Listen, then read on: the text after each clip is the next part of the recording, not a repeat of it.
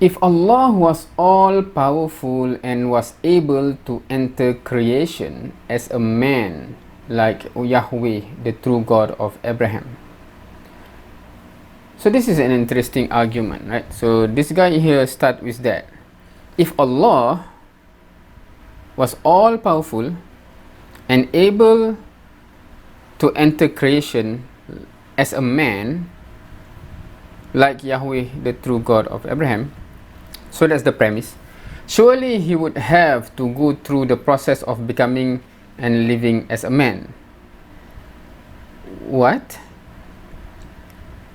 If Yahweh or Allah is all powerful and able to enter the creation, suddenly Allah have to go through, or God have to go through the process of becoming and living as a man.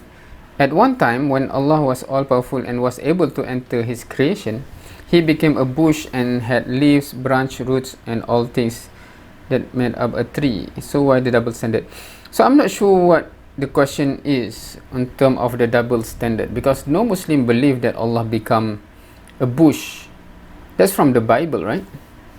Because that is not from the Quran. So from Christian perspective, God, all powerful, enter the creation and become bush, as well as become a man. And his argument is interesting in the sense that if God enter creation as a man, surely he would have to go through the process of becoming and living as a man. Because I said about God shouldn't be like human, where human is being born, then become dependent baby, become human that depend on food, in need or sleep, have weaknesses, can be hurt and tortured, can die as human being. So this is the issue that I have, because that's characteristic of human being. Born, dependent, need food, have weaknesses, etc., and then die. But the Christian point of view with respect to that is saying that if God can enter creation as a man, so surely God have to go through the process of a man being born, etc. That doesn't make sense to me. And then suddenly he cited that God have earlier becoming a bush. Does God need to go through the process then? Suddenly become a bush, or becoming a seed and then grow? Because that's the logical here, right? So you already know from my reaction that I don't see this as something logical at all, right? But let's entertain this. I want to see where this goes. So my reply: are you saying that all-powerful God should be able to be weak? Are you saying that all-knowing God should be able to have amnesia? Are you saying the external God should be able to cease to exist?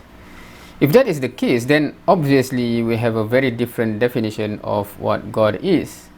When I say God, it is by definition all-powerful, all-knowing, eternal. But for you, that's not necessarily the case. Yeah, so what do you think? I know what Muslims believe in this context, but I'm interested to know what the Christian belief is, because some Christians have different belief, right, depending on what denomination, etc. So do you believe that God actually entered creation and becoming a man, and once entered creation and becoming a bush? Do you actually believe in that? And if you believe in that, doesn't that mean God become something weak, etc.? So that's my question, because he's the one that boast or claim that God can become bush and God can become man.